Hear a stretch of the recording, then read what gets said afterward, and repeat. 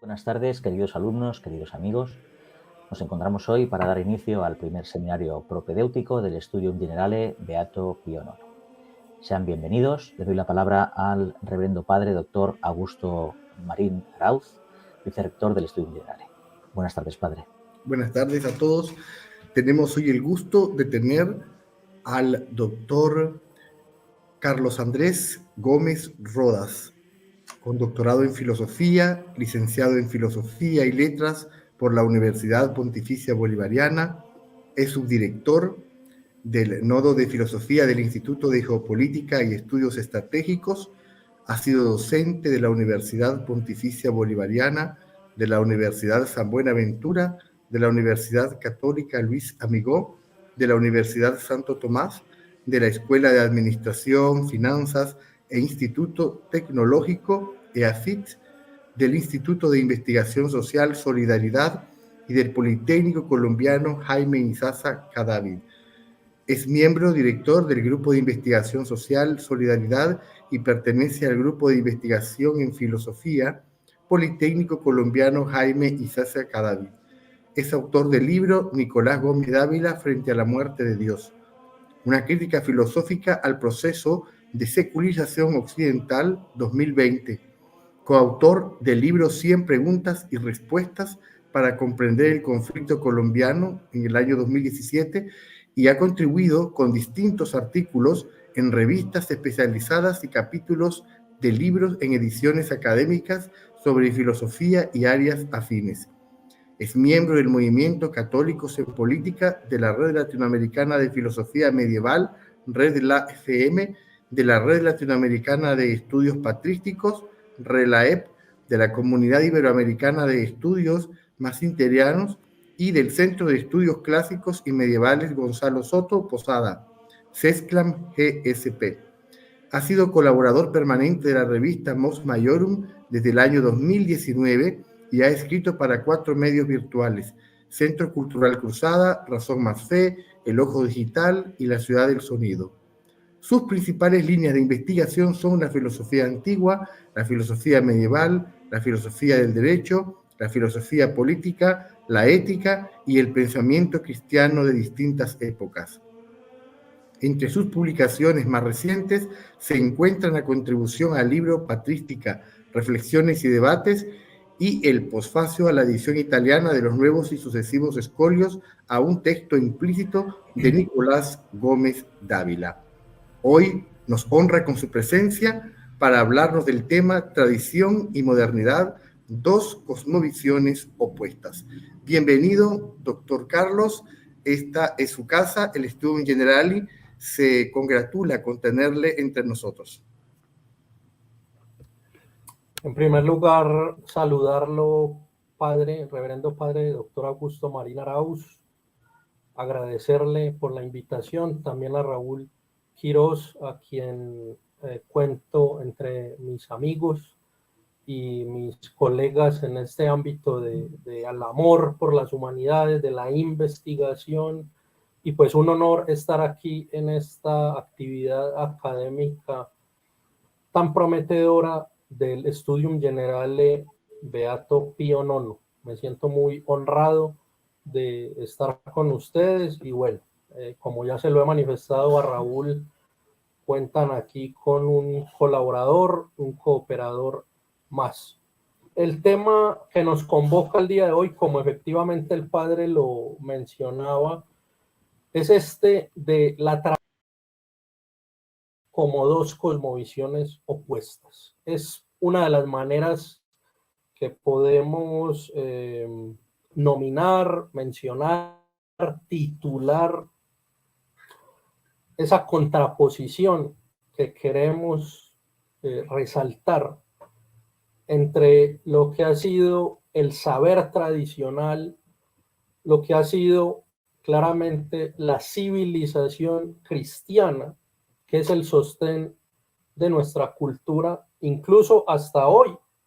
Lo que queda de civilización, en muy buena medida, se lo debemos a la fe cristiana. Entonces, eso por un lado. Y por el otro, una cosmovisión antitradicional, contraria a los cimientos tradicionales de la civilización cristiana que identificamos como modernidad. Ese es a grandes rasgos el tema de hoy. Procuraré ser breve. Sé que es mucho lo que se puede decir a este respecto. Incluso me atrevería a decir es abrumador el tema en sí mismo. Y las redes, la web y la bibliografía, pues es abundante en torno a esto, razón por la cual no queremos aquí hacer un tratamiento exhaustivo, ni mucho menos, sino simplemente dar como unas puntadas al respecto, invitar también a la lectura, a la aproximación a ciertos autores y obras, que es algo que a mí siempre me gusta dejarle a mis estudiantes, a las personas que me leen, que de pronto asisten a mis intervenciones, eso. Unas buenas referencias que les permitan profundizar, porque este tema pues es hondísimo, por decir lo menos. Quiero dividir la intervención en 4 apartados. El primero, quiero llamarlo sucintamente el saber en la tradición. El segundo, realismo y fe católica, piedras angulares de la tradición. El tercero, el saber en la modernidad, para mostrar cómo ya esa nueva concepción del saber, si se quiere, y del conocimiento se contrapone a la concepción tradicional.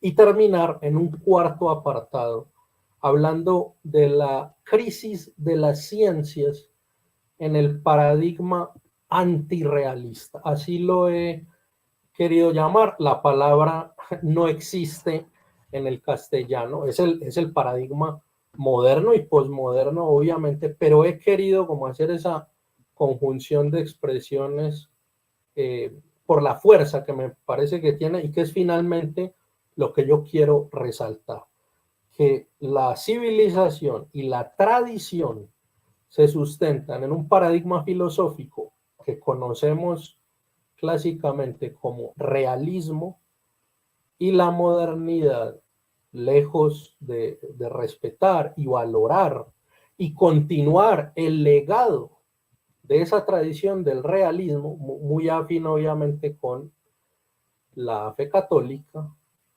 pues ha querido oponerse a ese realismo, ha querido minar las bases de ese realismo. Y eso es fundamental para cualquiera que desee entender la historia de las ideas.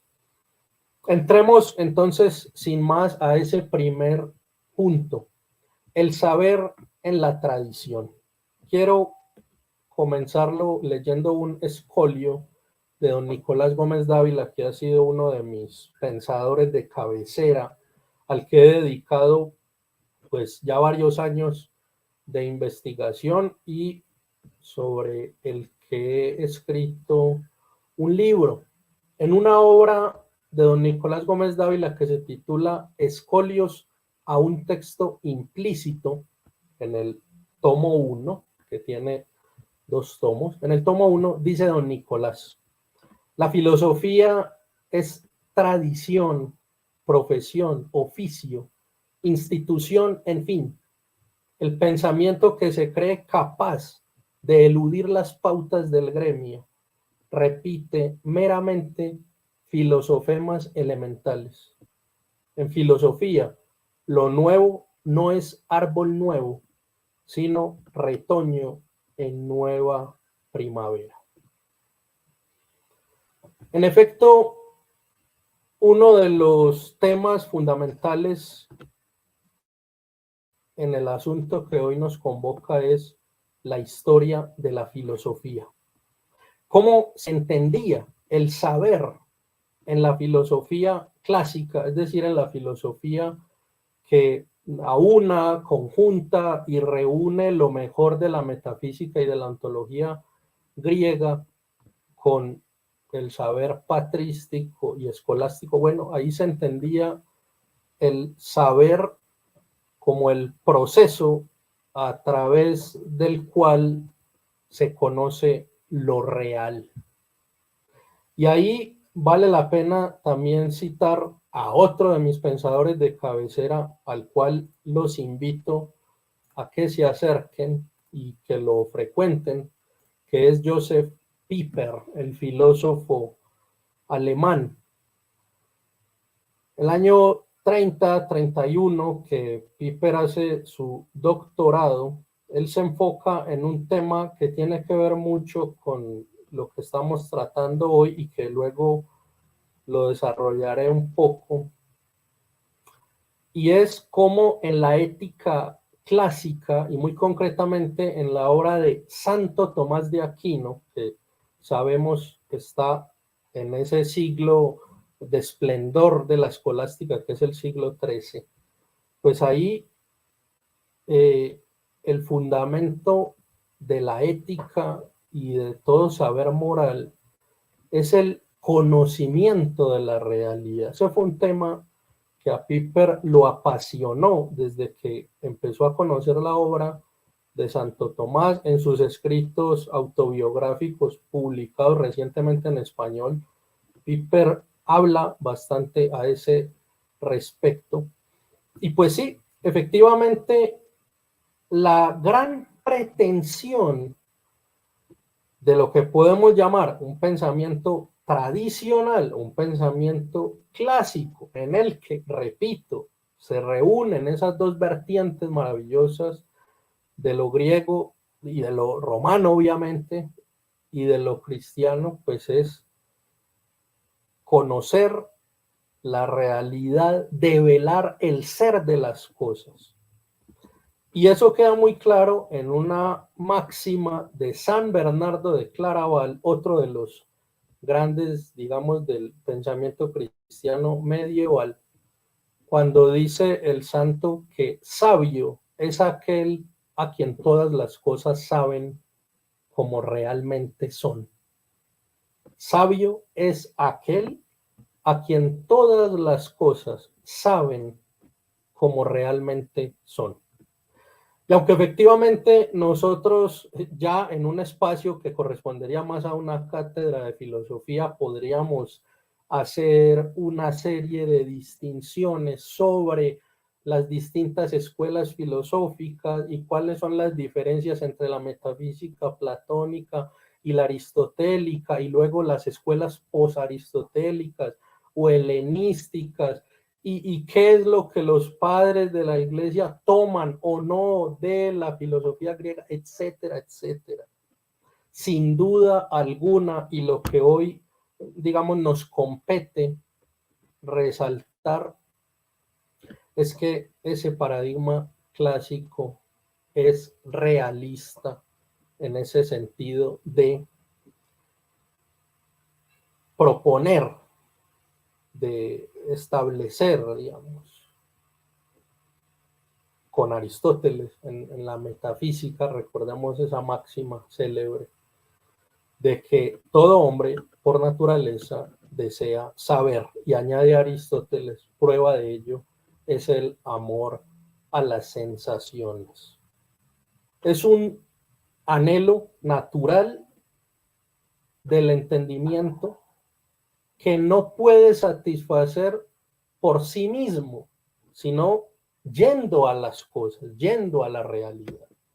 Entonces, esto me parece fundamental, precisamente para que podamos hablar ya de la tradición. Sobre el concepto de tradición podemos decir muchísimas cosas, varios conceptos habrá de tradición. Una cosa es lo que se entiende por tradición en la teología, tradición como concepto en la teología, como fuente de la revelación. Aquí estamos tratando el concepto de tradición en un marco más general, más amplio, ¿sí?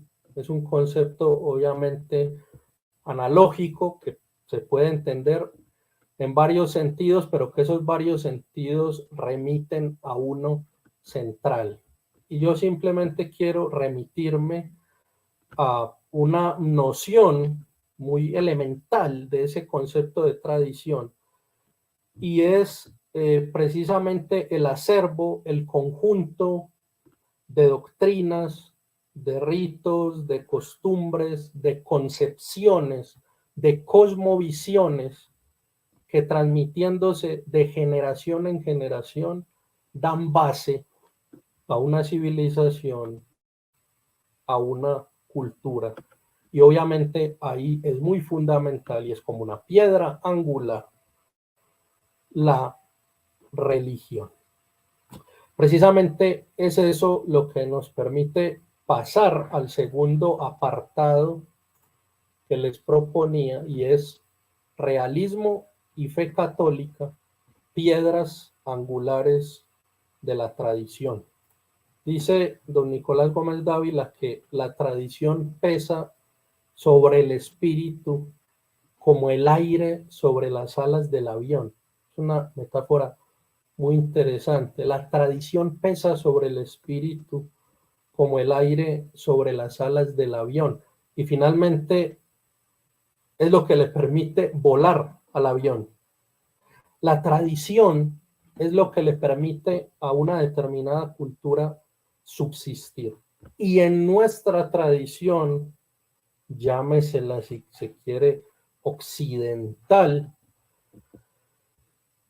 finalmente yo pienso que el adjetivo que acierta allí es cristiana, nuestra cultura cristiana, y que sigue siendo finalmente cristiana, a pesar de que esté en un momento de crisis, o como han dicho algunos, pues estemos en una era neopagana, seguimos todavía conservando como muchos elementos de esa civilización cristiana. Ya decía Benedetto Croce, que era comunista, no podemos decirnos no cristianos. Bueno, de esa cultura, de esa civilización que viene, que se sustenta en una tradición, las piedras angulares son dos muy concretamente: el realismo, que ya lo mencionaba, y la fe católica.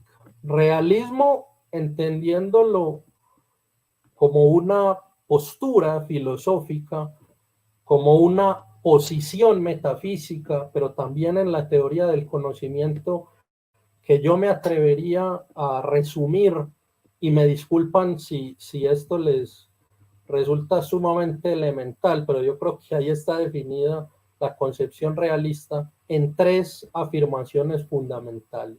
La primera, que existen cosas, realidades, que si bien en un momento están en el entendimiento humano que las puede conocer, no son creadas, producidas a voluntad por el entendimiento.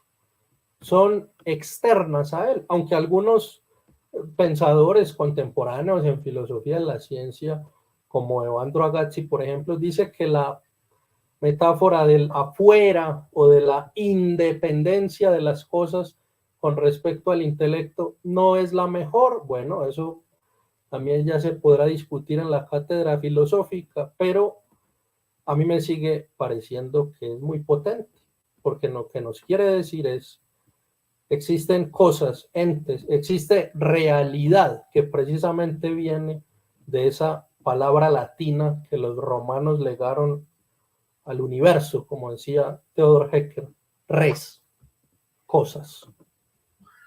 Y el entendimiento humano aspira a develar esas cosas. Y ahí está la segunda gran idea de ese realismo. El hombre puede conocer, por lo menos en una gran medida, puede establecer un contacto natural, auténtico, genuino con las cosas, con la realidad. Y tercero, la verdad, gran aspiración del saber humano, viene a ser entonces como magistralmente lo definió o lo, digamos, citó, porque parece que la definición quizá original no sea de Santo Tomás, es lo que yo he podido corroborar en las cuestiones disputadas sobre la verdad, pero que en todo caso se hace célebre con Santo Tomás. La verdad es la adecuación entre el entendimiento y la realidad.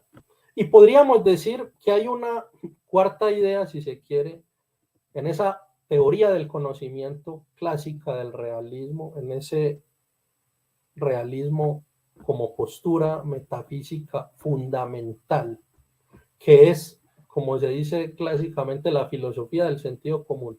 Habría una cuarta idea y es la apertura a realidades sobrenaturales. El no cerrarse, el no proponer un hermetismo hacia realidades que ya no se conocen por el entendimiento, o por lo menos no solo por el entendimiento, sino que son recibidas como una revelación sobrenatural. Y ahí es donde entra la dimensión de la fe, en nuestro caso como católicos occidentales, la fe cristiana católica, que es ese don que Dios ha querido darnos precisamente para que en ese gran marco de la fe y del saber revelado, nuestro entendimiento se extienda y se eleve hacia esas realidades celestes y sobrenaturales. Eso es Occidente. Eso es la civilización católica. Sobre eso se ha construido, sobre esas dos piedras angulares se ha construido lo mejor de nuestra cultura.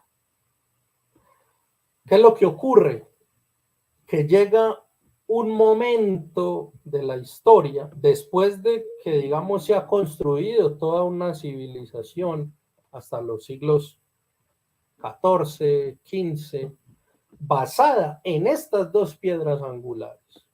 El realismo en toda su amplitud, cimentado a su vez en la filosofía clásica, y pues la fe católica, esa civilización basada como en estos cimientos se empieza a resquebrajar precisamente porque aparecen otras concepciones del saber y empieza la realidad y la búsqueda de la verdad y la búsqueda de la esencia y de la naturaleza de las cosas a ser relegada paulatinamente. Eso lo ha tratado muy bien y de una manera muy clara, a mi parecer, Evandro Agazzi en un libro que se llama La objetividad científica y sus contextos. Cómo en la ciencia, en la historia de la ciencia, a partir del siglo XV, pero especialmente del siglo XVI, la ciencia deja de ser o de entenderse como búsqueda de los principios y las causas de la realidad, lo cual va a permitir a su vez saber qué son las cosas. Y va a pasar a entenderse más como una investigación acerca de los accidentes, de los rasgos de las cosas, de la utilidad técnica también, si se quiere, de las cosas, pero ya no de su esencia, de su ser, de su naturaleza. Pero además ocurre otro fenómeno que es fundamental y que también uno podría detenerse en cada uno de esos grandes filósofos canónicos de la modernidad, cómo se da, pero finalmente se da en todos esos sistemas, la negación de la capacidad humana de conocer las cosas, las realidades, entre ellas a Dios como la gran realidad.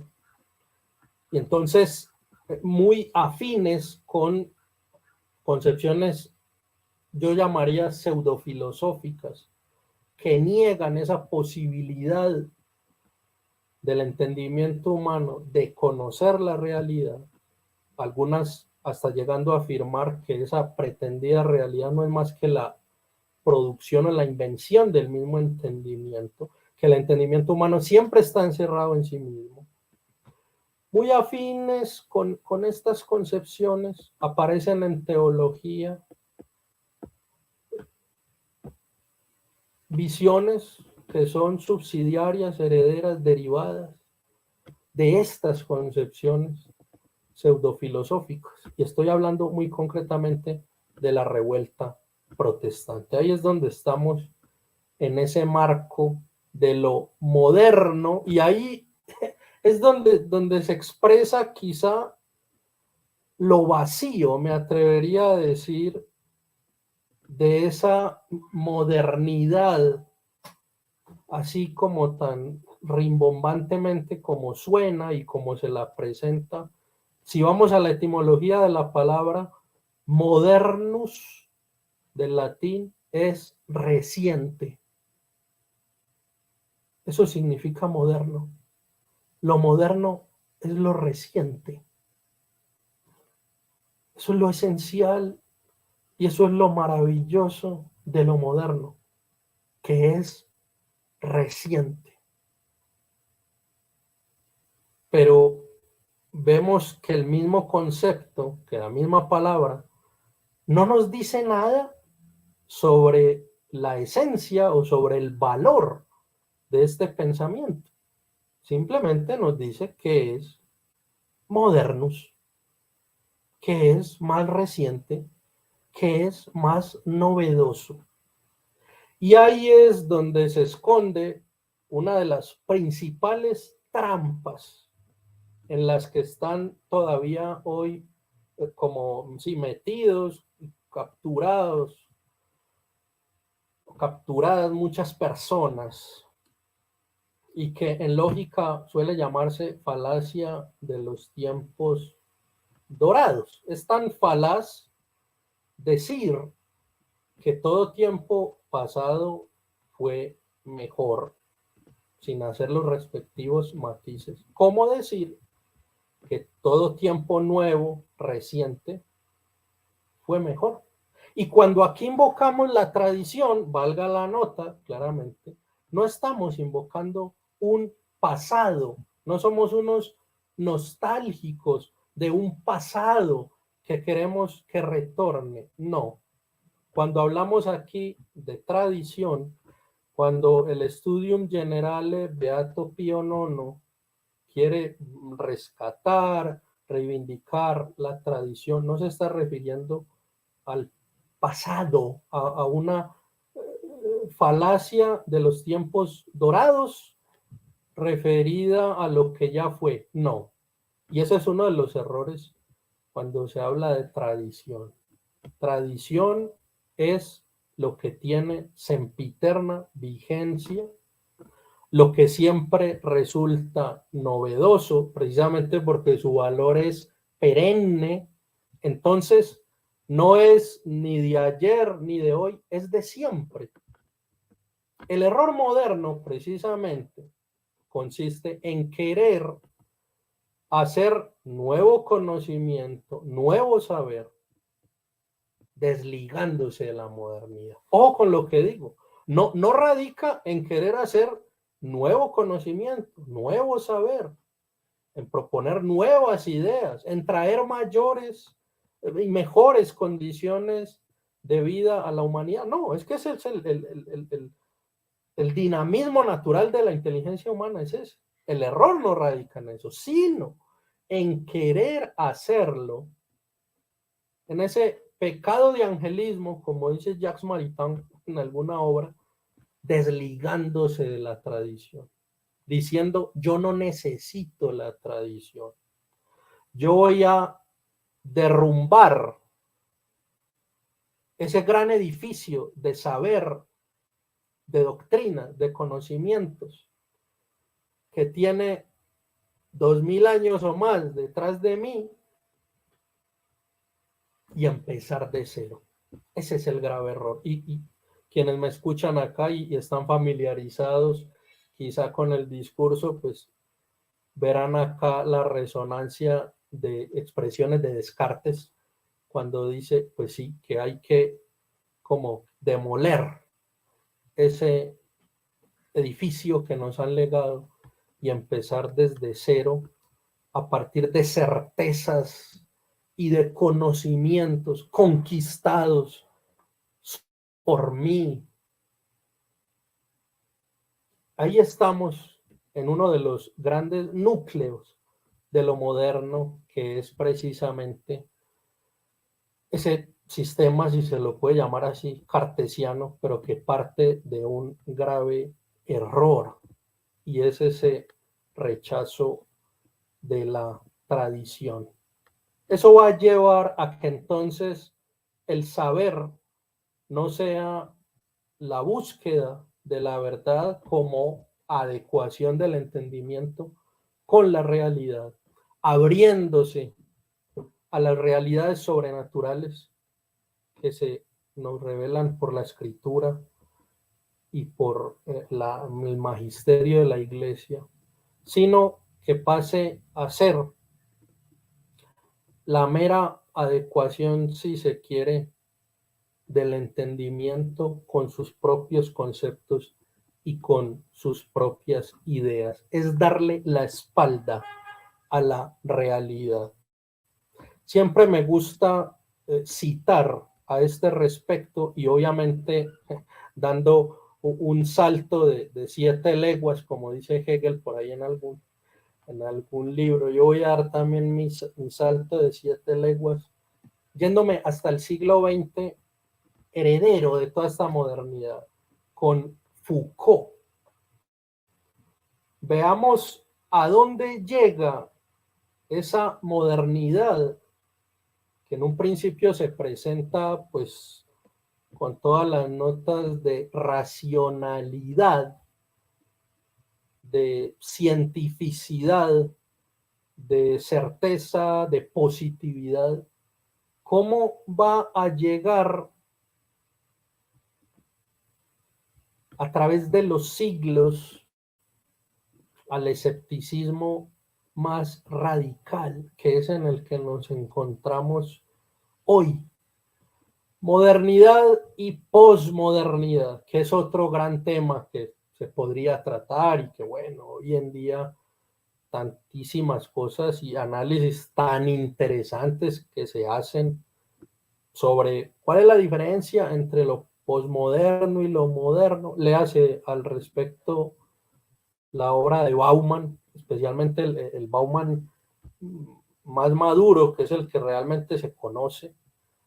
Es muy interesante, claro, lo posmoderno, la posmodernidad y sus descontextos, el paso del paradigma sólido al paradigma líquido, eso está muy bien. Y otros tantísimos, Pascal Bruckner, Vicente Verdú, Gilles Lipovetsky, pero realmente esa puede terminar siendo una trampa. ¿Cuál? Ignorar lo siguiente, como lo han dicho Rafael Corazón González, José Luis del Barco y tantos otros.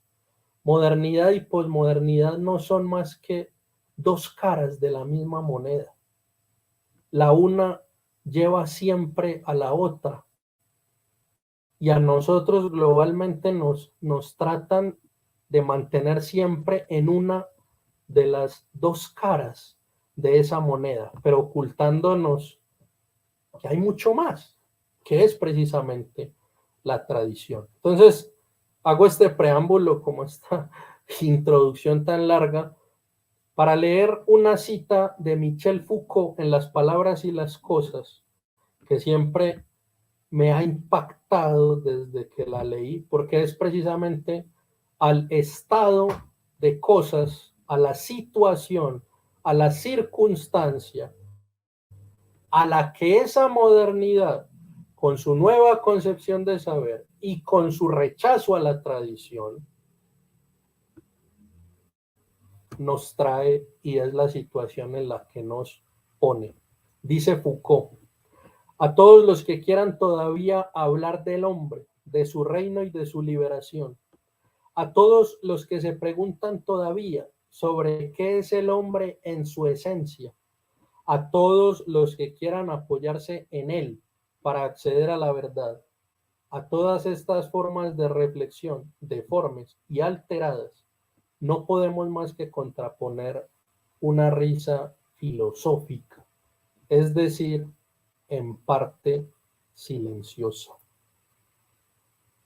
Como vemos en esta célebre cita de Foucault, lo que está muy claro es un escepticismo radical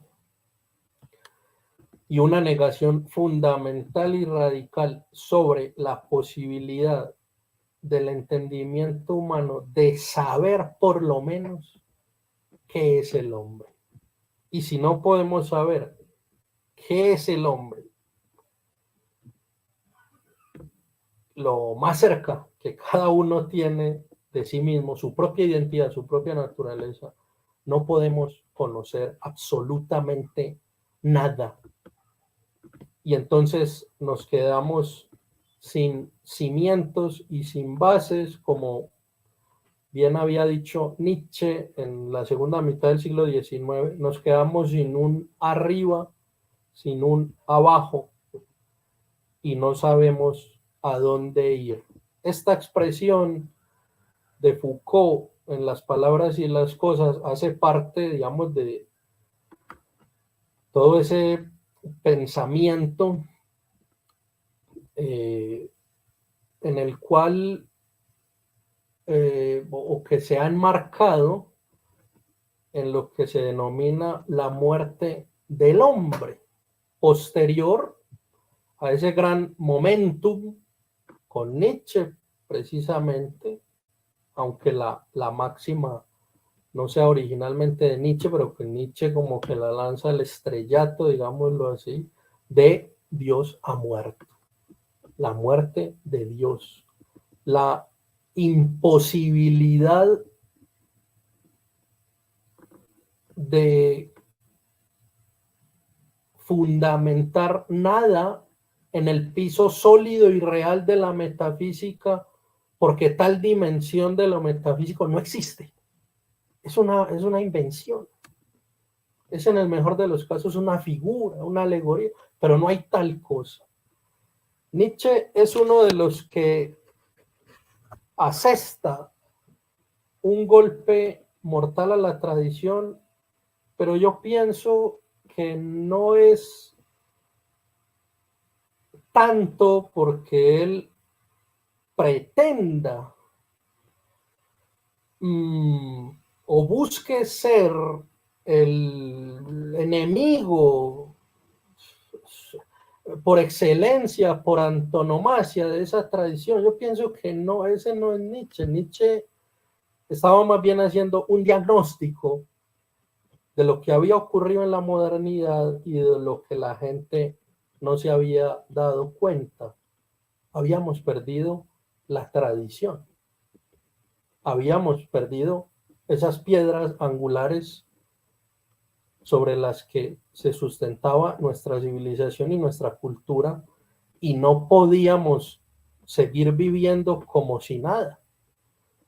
El loco este que aparece en la Galla Ciencia con las lámparas a mediodía diciendo busco a Dios, frente a la risa de los comensales, pues es ese loco, entre comillas, que se da cuenta de que nos hemos quedado sin fundamento.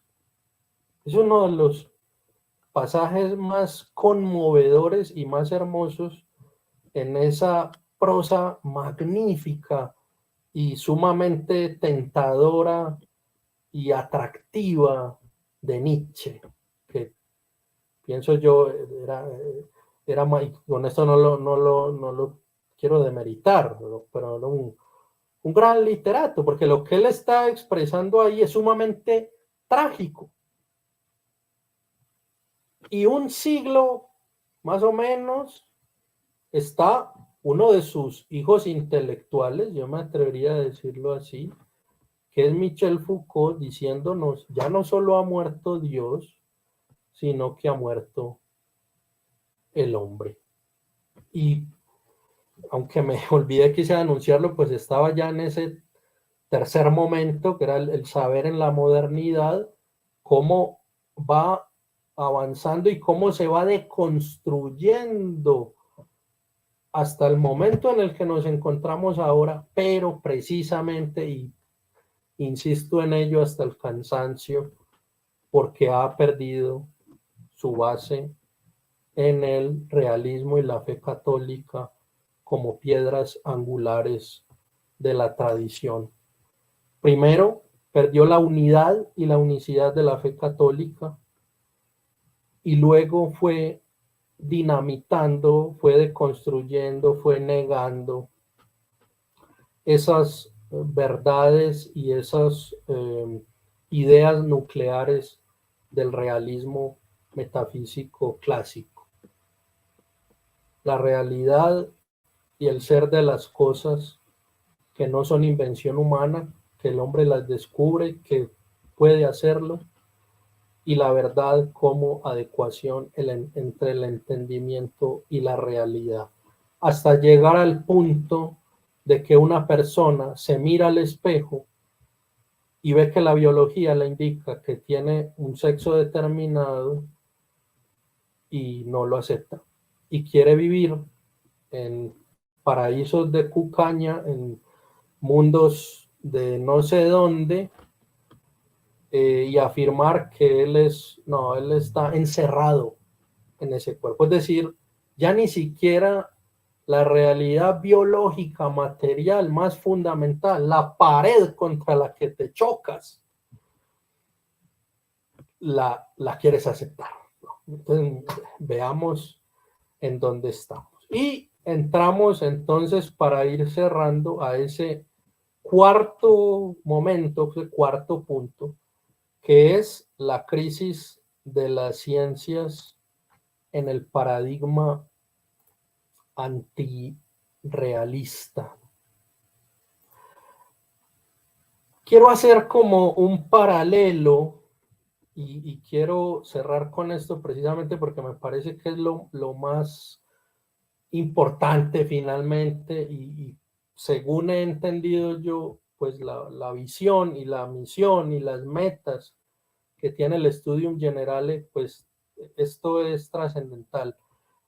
Confrontar cómo se entendían determinadas ciencias, disciplinas, saberes, llámese como se quiera, no importa para este caso, cómo se entendían tradicionalmente y cuál es el discurso dominante hoy al respecto.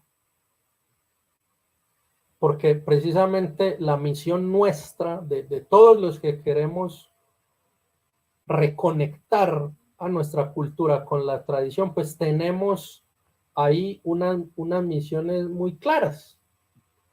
Porque quizá nosotros nos desempeñamos en algunas de esas disciplinas, ramas del saber, ciencias, y bueno, nuestra meta debe estar por ahí.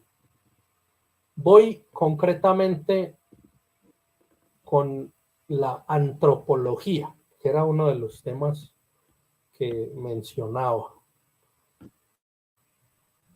El paradigma clásico en antropología, en filosofía del hombre, que es una noción más tradicional, pues partía de la seguridad y de la posibilidad de conocer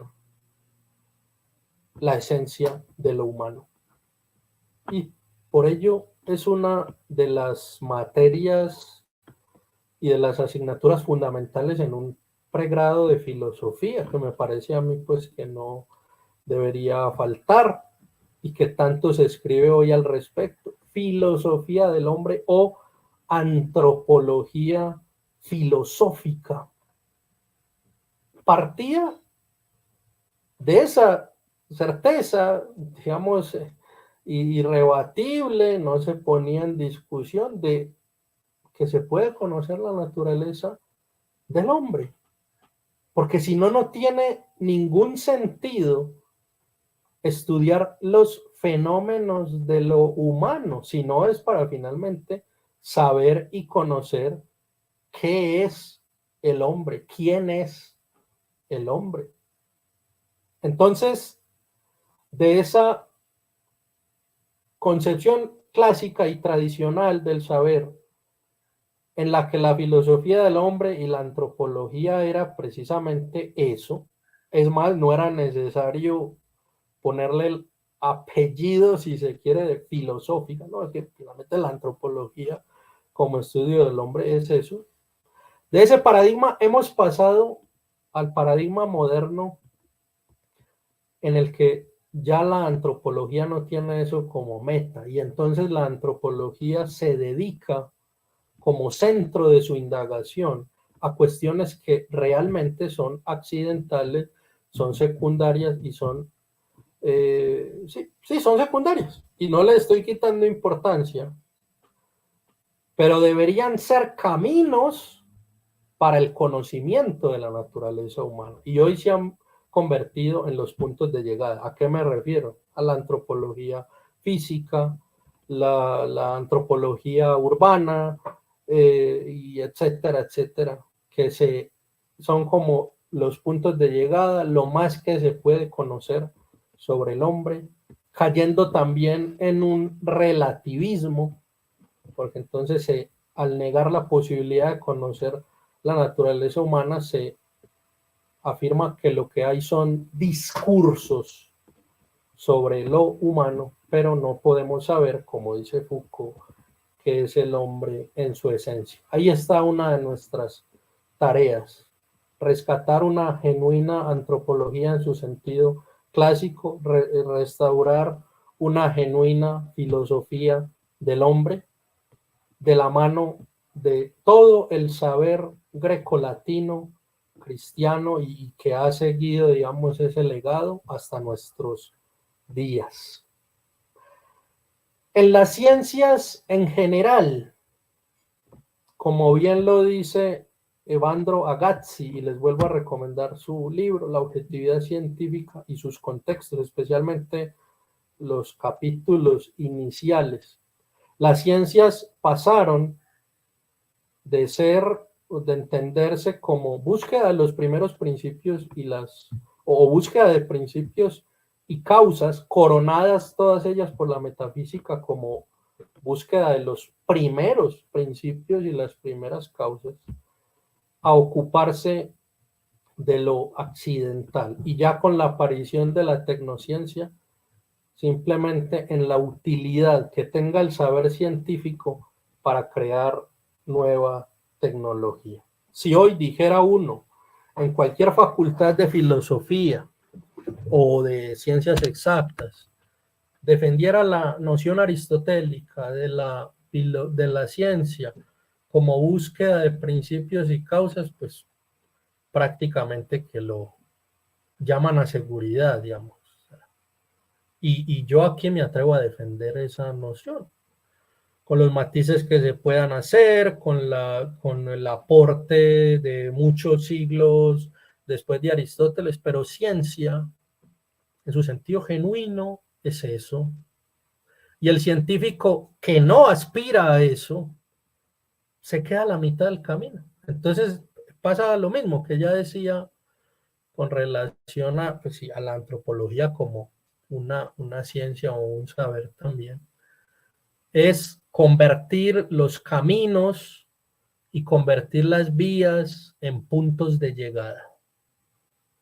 Entonces, me parece a mí que nuestro reto también está en las universidades, en el desempeño profesional, especialmente los que están quizá más en ese ámbito teórico, de motivar a los estudiantes en cualquier nivel que se encuentren a una indagación profunda sobre el ser de las cosas, sobre la naturaleza de la materia, no simplemente sobre su utilidad para hacer un puente en ingeniería civil o la resistencia de un material para el arquitecto o el color que más es acorde con un espacio para el diseñador de interiores, qué sé yo, sino indagar por la naturaleza del color, por la naturaleza del cemento, en fin, ir al fondo de las cosas para saber qué son, por qué son, para qué son y cuál es nuestra relación con ellas. En la ética pasamos del realismo ético, porque así se lo ha llamado tradicionalmente, que afirma básicamente, parafraseando a Piper, que el bien es lo acorde con la realidad, que cuando hacemos el bien, lo que estamos haciendo, parafraseando al maestro Millán Puelles, es afirmando libremente nuestro ser. Y para ello revises el libro La libre afirmación de nuestro ser, de Antonio Millán Puelles, y todas sus reflexiones sobre la ética realista tan interesantes. Pasamos de ese paradigma tradicional clásico, del realismo ético, a un subjetivismo y a un relativismo total, en el cual ya para muchos no es claro lo que es el bien lo estableces tú. Entonces no hay ninguna instancia de juicio moral posible más allá de la subjetividad, y eso es el caos. En educación, pues como dice Weitger, a pesar de que es un autor ya del siglo XX, decía la educación es una introducción a la realidad. Eso es afín con todo el paradigma clásico y tradicional sobre la educación. Y me parece muy afín también pues con la definición canónica que encontramos en alguna obra de Santo Tomás, pues que palabras más, palabras menos, es la formación en el intelecto, en la virtud, esa formación de la prole para que llegue a la práctica de la virtud y al saber y al conocimiento, con perdón de Santo Tomás de no recordar la fórmula exacta, pero pues es eso. Es decir, al conocimiento de la realidad y a una libre afirmación por las virtudes de su propia realidad. Eso es la educación en el sentido clásico. Y hemos pasado a concepciones de la educación muy marcadas por aquello de la espontaneidad, de dejar ser a cada quien lo que se quiera, lo cual es heredero obviamente del relativismo. Concepciones y pensamientos pedagógicos como el constructivismo, en los cuales también ya no hay referentes objetivos y prácticamente pues invocando palabras muy rimbombantes como creatividad y personalidad y arte y etcétera, etcétera, se deja a las personas sin elementos fundamentales para la constitución precisamente de su propio carácter y de su propia personalidad, y termina casi que construyéndolo al margen de lo real. Y aquí vuelvo con el tema, pues sí, del género y demás, cuya base es precisamente ese relativismo y ese constructivismo, de que, pues, parafraseando a Sartre, no hay esencia sino existencia. El hombre es pura operación, es lo que él haga de sí mismo y lo que quiera ser. En política, en la ciencia política, en el saber político, esto lo hablamos ampliamente en los cursos que hemos orientado de introducción a la filosofía política, más que ser un curso de filosofía política. Es una introducción, bueno, de que en el saber clásico, precisamente porque había una cierta claridad sobre el bien personal e individual en ética, había claridad sobre el bien común. Y se entendía la política como ciencia del bien común. Pienso también que ahí hay una definición canónica, pues, que la tomamos de Aristóteles, los primeros pasajes de la Ética Nicomáquea. Entender la política como ciencia del bien común se pasa en el paradigma moderno y posmoderno a la política como ciencia del poder, las concepciones cratológicas.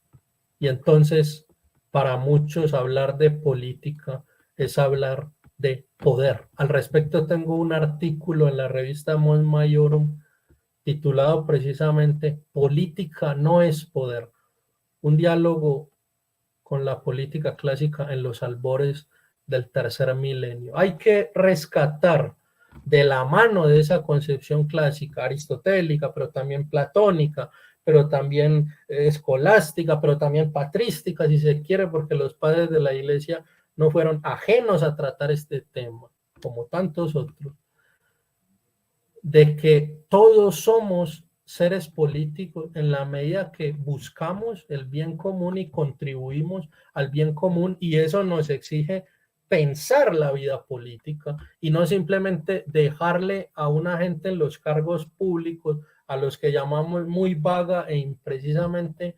políticos, decirle sí, hagan ustedes. No, nosotros somos los protagonistas de la vida política y además, lo cual está muy claro, por ejemplo, en el proyecto platónico de la fundación de la academia, la primera universidad de Occidente la llama don Emilio Lledó, pues de que en la política es muy importante pensar y filosofar y razonar, porque los grandes problemas de la política nos llevan a pensar y a indagar y a debatir sobre las cuestiones fundamentales de la existencia, la felicidad, el bien, la distribución de los bienes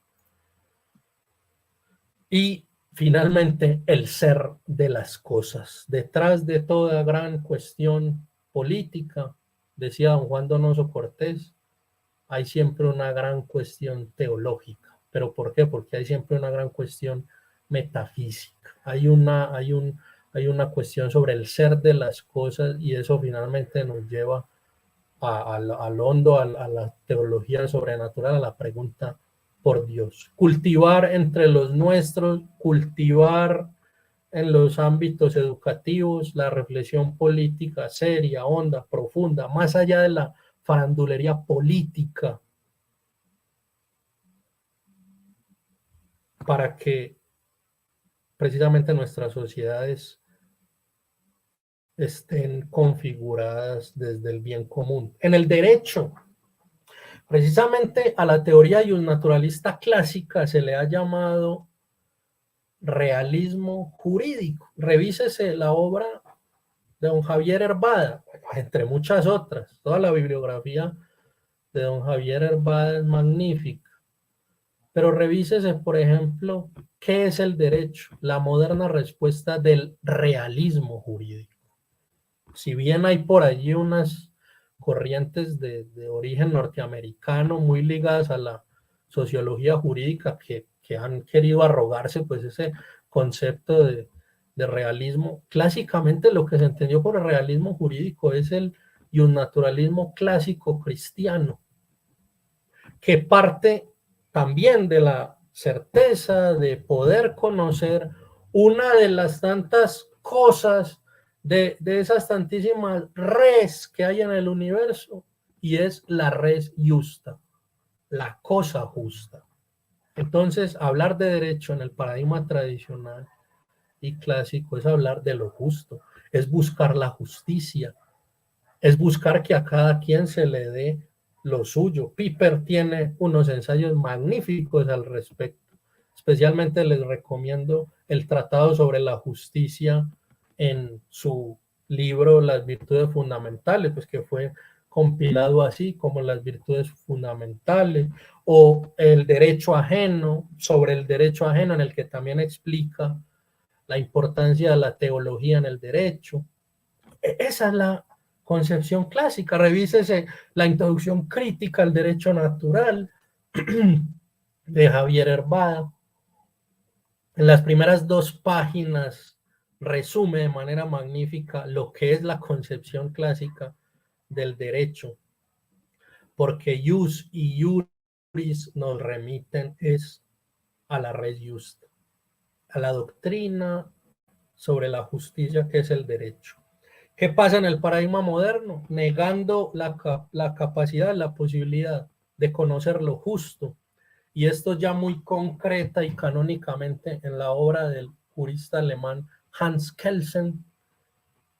Entonces queda nada más la ley positiva, el derecho como una teoría intrasistemática acerca de la ley y de los cambios de la ley y de la coherencia que puede haber, la coherencia sistemática entre leyes de mayor jerarquía y leyes de menor jerarquía, pero olvidándose del contacto de la ley con lo real y entonces olvidándose de lo justo.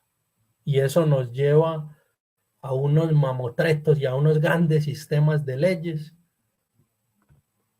que no sirven para nada porque son injustos, pero que son los grandes libros de los juristas y los tratados y se vuelven expertos en la ley y en citar y en técnicas de la ley, pero que no sirven para nada porque son, dice Santo Tomás, corruptio legis, son corrupción de la ley porque no son justos. Entonces, en derecho, especialmente en la filosofía del derecho, especialmente aquellos que tienen posibilidad de influir en facultades de derecho, en academias de derecho, rescatar esa etimología clásica, ese sentido clásico que es el que nos lleva a la verdadera naturaleza del derecho, la búsqueda y la aplicación de lo justo, de la res justa. En historia, estaba muy claro en el paradigma tradicional clásico que el historiador pues busca a través de vestigios, de huellas, de documentos, de testimonios, la realidad del pasado, de lo que fue. El historiador busca verdad.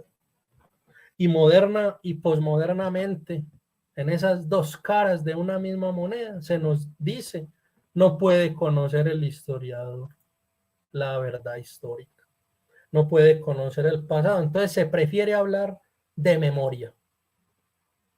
El pasado tal como se recuerda, aquello que algunas comunidades recuerdan, su versión, y con los elementos interesantes que eso pueda tener en términos de microhistorias, de intrahistorias, porque la historia de cada persona, por insignificante que parezca en la historia, es interesantísima. No me estoy refiriendo a eso, sino a la negación, al punto de partida de la negación de poder conocer la realidad sobre el pasado. Y entonces con este concepto de memoria y sus rasgos relativistas se usa ideológicamente y se usa cratológicamente, es decir, se lo usa con intereses de poder, la memoria histórica. Se la usa precisamente a partir de la negación de la posibilidad de conocer la verdad. La verdad termina siendo lo que más te conviene. En estética, en las artes, pasamos de la búsqueda del pulcrum, de la vía pulcritudinum, de buscar lo bello, exaltar lo bello, el trascendental pulcrum que está muy ligado al verum, al bonum, al unum, la belleza, exaltar las bellezas de la realidad natural, abriéndose a realidades sobrenaturales, como es, por ejemplo, en las pinturas de Jean-Claude Lorrain, que un amigo mío que está ahora en París me compartió hace poco. Pude ver las pinturas de Lorrain en el Museo del Louvre y entendí lo que me has dicho al respecto. Mírense pinturas de Lorrain, mírense a Murillo, perdón, por mencionar solo dos, en ese gran marco, mírese a Frangélico, en un gran marco de lo que puede llamarse un realismo pictórico. Puede estar pintando escenas sumamente ordinarias, pero las pinta con tal perfección que nos invita a decir que qué hermoso es lo creado y cómo eso creado debe venir de una realidad muy superior. Y qué obra de arte magnífica es este mundo en el que yo vivo, desde una hormiga hasta un árbol y al cielo. Ese es el gran artista. Entonces eran no solamente filosofías del arte que buscaban los fundamentos de lo bello y que iban en esa indagación, sino corrientes artísticas que precisamente a través de la mímesis de lo real abrían al hombre a realidades sobrenaturales. Mejor que herramienta que el arte en ese sentido, no creo que haya. Es importantísimo. Luego, ¿qué ocurre a lo largo de los siglos? Que entonces al negar la objetividad de lo bello y al dejarlo todo en impresiones subjetivas, ya se va avanzando, es más bien al culto de lo feo.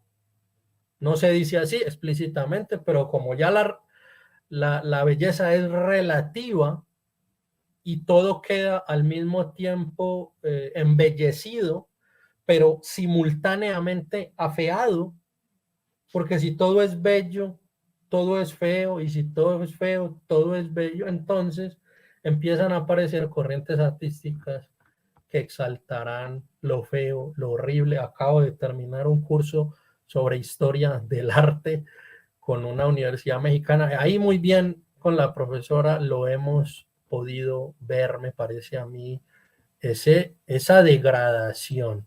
Hasta el mismo punto de negar que se pueda definir el arte mismo y entonces la muerte del arte y etcétera, etcétera, etcétera.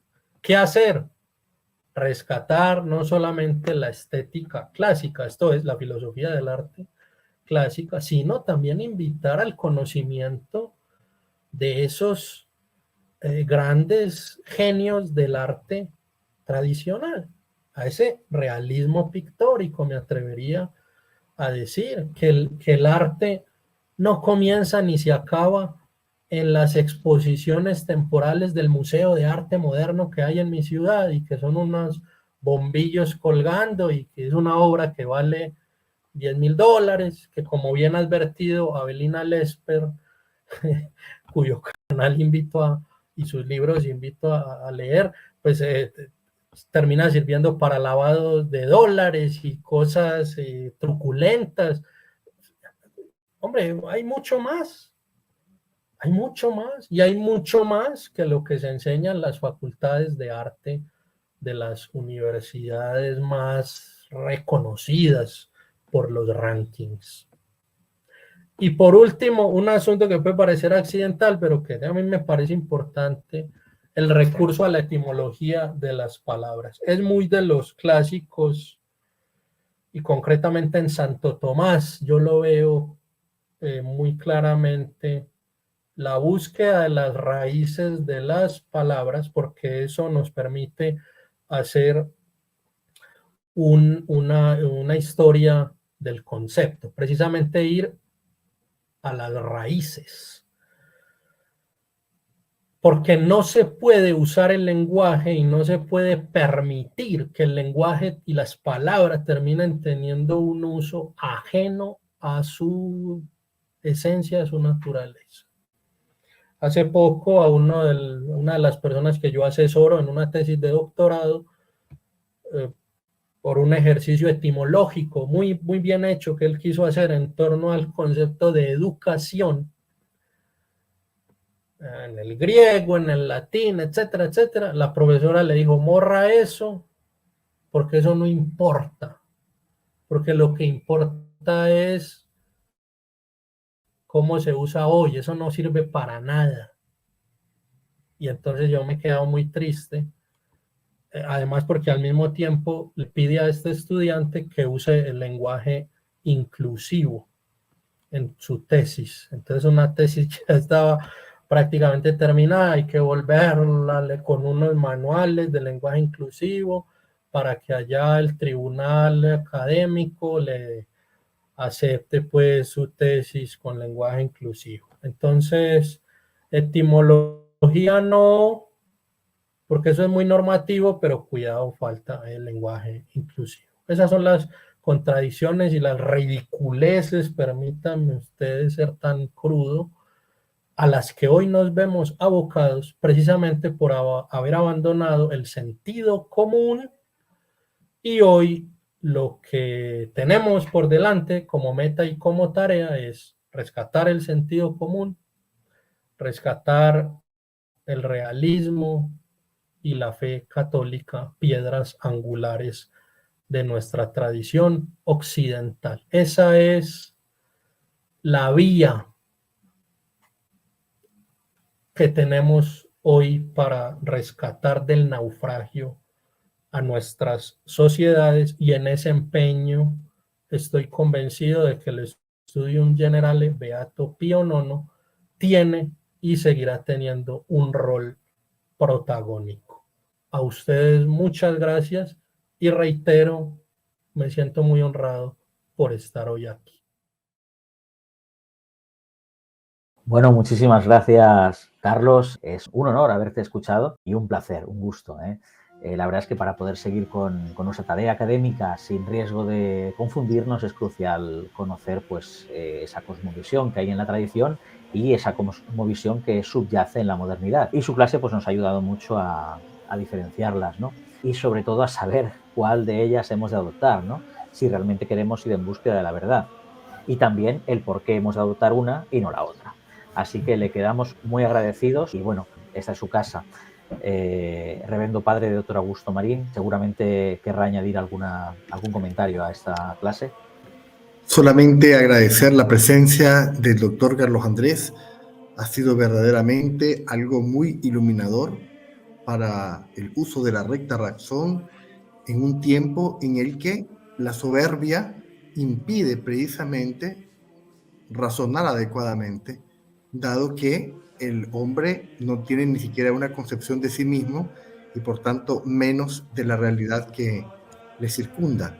Muchísimas gracias, doctor Carlos Andrés, por estar con nosotros y por formar parte de esta iniciativa que busca ser cooperadores de la verdad, porque la verdad, aunque no somos dueños de ella, sin embargo la verdad es dueña de nosotros, está en nosotros, porque esa verdad es Dios. Muchas gracias, doctor Carlos Andrés.